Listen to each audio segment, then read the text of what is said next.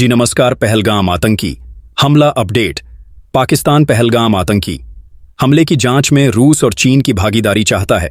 Jammu Kashmir police ने स्थानीय आतंकवादियों और उनके समर्थकों के खिलाफ अभियान तेज कर दिया है और अनंतनाग जिले में 135 लोगों को हिरासत में लिया है।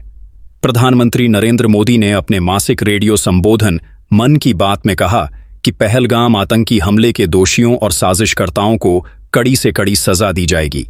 उन्होंने गहरा दुख व्यक्त करते हुए कहा कि इस घटना ने देश के हर नागरिक को आहत किया है। उन्होंने कहा कि यह हमला आतंकवाद के संरक्षकों की हताशा और उनकी कायरता को दर्शाता है। उन्होंने कहा कि यह हमला ऐसे समय में हुआ है जब कश्मीर में शांति लौट रही थी। पहलगाम हमले के बाद मुंबई अलर्ट पर क्यों है? एक अधिकारी ने बताया कि पिछले 2 दिनों में अटारी वाघा सीमा बिंदु के माध्यम से लगभग 272 पाकिस्तानी नागरिक भारत छोड़ चुके हैं और रविवार 27 अप्रैल 2025 को कुछ 100 और लोगों के बाहर निकलने की उम्मीद है, जब पड़ोसी देश के 12 श्रेणियों के अल्पकालिक वीजा धारकों के लिए समय सीमा समाप्त हो रही है। पंजाब स्थित अंतर्राष्ट्रीय सीमा के रास्ते 13 राजनयिकों और अधिकारियों सहित 629 भारतीय पाकिस्तान से वापस आ चुके हैं। पहलगाम आतंकी हमला, भय और शोक से चीख उठा मैदान। 26-27 अप्रैल की रात को पाकिस्तानी सेना की चौकियों ने तुतमारी गली और रामपुर सेक्टर के विपरीत इलाकों में नियंत्रण रेखा के पार बिना उकसावे के छोटे हथियारों से गोलीबारी शुरू कर दी। सेना के सूत्रों ने कहा, हमारे अपने सैनिकों ने उचित छोटे हथियारों से गोलीबारी का प्रभावी ढंग से जवाब दिया। यह भी पढ़ें, सिंधु जल संधि का निलंबन, भारत और पाकिस्तान के लिए इसके क्या निहितार्थ हैं? 22 अप्रैल को पहलगाम में हुए आतंकी हमले की पृष्ठभूमि में शनिवार को कश्मीर में कथित सक्रिय आतंकवादियों के कम से कम 6 और घरों को नियंत्रित विस्फोटों के जरिए मलबे में बदल दिया गया, जबकि कथित आतंकवादी समर्थकों के 100 से ज्यादा घरों की तलाशी ली गई और सैकड़ों स्थानीय लोगों को हिरासत में लिया गया। इस बीच नियंत्रण रेखा LOC पर दूसरे दिन भी झड़पों में कोई कमी नहीं आई। पाकिस्तान से बाहर निकलने की समय सीमा आज समाप्त हो रही है। पाकिस्तानी नागरिक अपने परिजनों को अश्रुपूर्ण विदाई दे रहे हैं, अटारी के रास्ते घर की ओर भाग रहे हैं।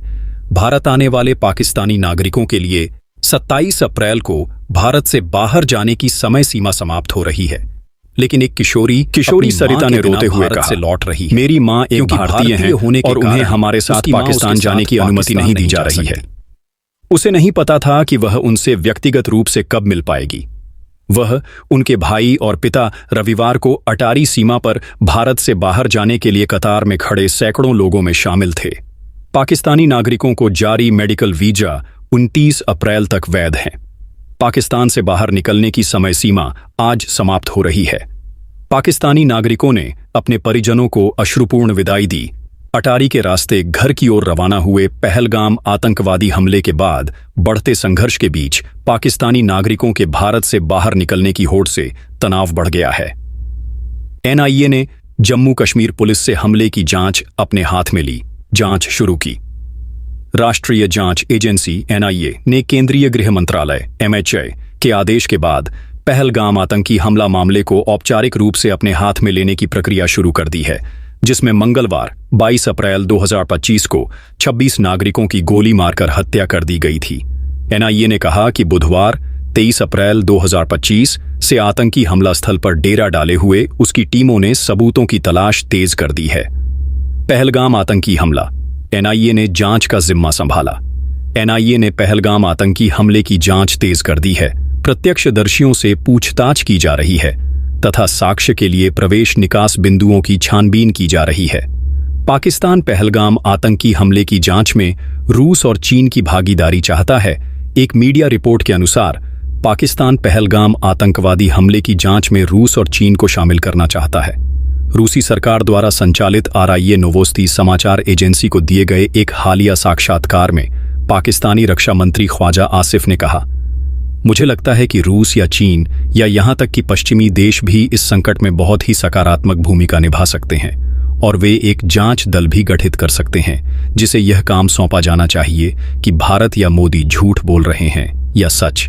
एक अंतर्राष्ट्रीय दल को पता लगाने दें। उन्होंने कहा कि पाकिस्तान के प्रधानमंत्री शहबाज शरीफ ने भी अंतर्राष्ट्रीय जांच कराने का प्रस्ताव रखा है। समाचार एजेंसी ने ख्वाजा के हवाले से कहा, आइए पता लगाएं कि भारत में कश्मीर में इस घटना का दोषी कौन है और कौन इसे अंजाम दे रहा है। बातचीत या खोखले बयानों का कोई असर नहीं होता। इस बात के कुछ सबूत तो होने ही चाहिए कि पाकिस्तान इसमें शामिल है या इन लोगों को पाकिस्तान का समर्थन प्राप्त था। ये सिर्फ बयान है, खोखले बयान और कुछ नहीं। ऐसी ही धमाकेदार न्यूज़ के लिए इस चैनल को सब्सक्राइब करें। धन्यवाद।